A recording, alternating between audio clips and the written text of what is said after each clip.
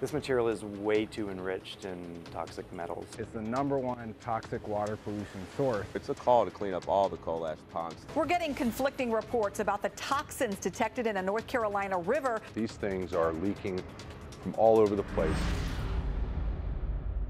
Coal ash contains toxic elements in substantial amounts. North Carolina is one of the top 10 producers of coal ash in the country. For years, it's been stored in unlined ponds, and for years, riverkeepers have been fighting to clean it up.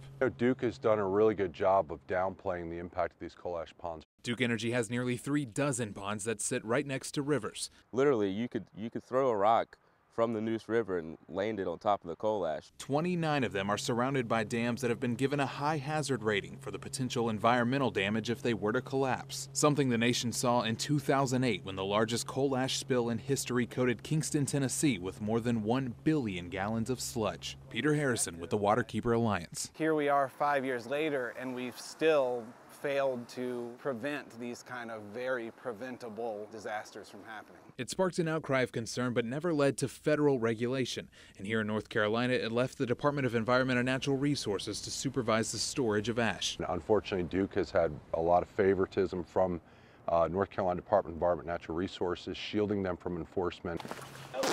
The Yadkin Riverkeeper took us down the Dan River. The massive spill here was the 3rd largest of its kind, but it's not the only problem Duke's coal ash ponds are facing. These things are leaking from all over the place. Their leaks, toxicologist David Buckwalter says, can expose surface and groundwater to metals like lead and mercury, as well as arsenic, which is known to cause cancer, and selenium. Malformation of the face and mouth parts and curvature of the spinal column. These are fish found in Sutton Lake near Wilmington after coal ash seepages contaminated the water there. We've had situations where, here in North Carolina, historically, where we've had complete collapses of fisheries as a result of selenium. Each one of those leaks is illegal, and each one of those leaks that the power company knows about is a crime. Duke said, quote, "We continue to believe Duke Energy has complied with existing water discharge permits." Now, we've tried several times at multiple locations to show you these coal ash ponds, but every time we're met with this, Duke Energy's private property that they won't let us on. But WNCN Investigates obtained these aerial pictures of the Cape Fear steam station, where Duke Energy was cited for this. Diener says the company was illegally pumping out 2 of their ponds.